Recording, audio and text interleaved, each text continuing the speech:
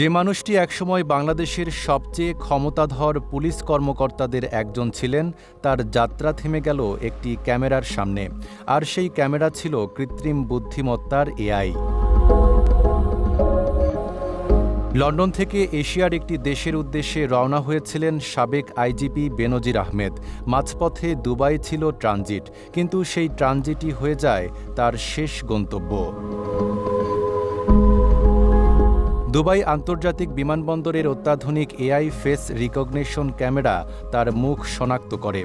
এরপর আন্তর্জাতিক অপরাধের তথ্য ভাণ্ডারের সঙ্গে মিলিয়ে সামনে আসে ইন্টারপোলের রেড নোটিশ।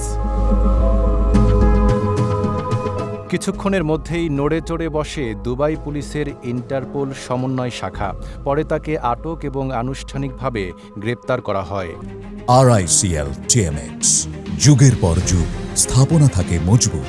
সংসদে স্বরাষ্ট্রমন্ত্রী সালাউদ্দিন আহমেদ জানিয়েছেন, গত বছরের এপ্রিলে ইন্টারপোলে পাঠানো আবেদনের ভিত্তিতেই বেনজির আহমেদের বিরুদ্ধে রেড নোটিশ জারি করা হয়েছিল।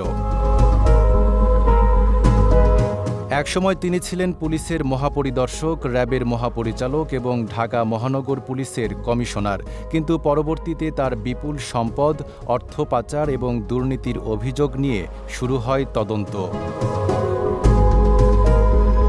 দুদকের মামলায় বেনজির ও তার পরিবারের বিরুদ্ধে প্রায় ৭৪ কোটি টাকার অবৈধ সম্পদ অর্জনের অভিযোগ রয়েছে। একটি এআই ক্যামেরা, কয়েক সেকেন্ডের স্ক্যান, আর তাতেই বদলে গেল এক সাবেক পুলিশ প্রধানের ভবিষ্যৎ। প্রযুক্তির এই যুগে লুকিয়ে থাকা যে আগের চেয়ে অনেক কঠিন, বেনজিরের ঘটনা যেন সেই বাস্তবতারই নতুন উদাহরণ। Desk report, Dhaka post.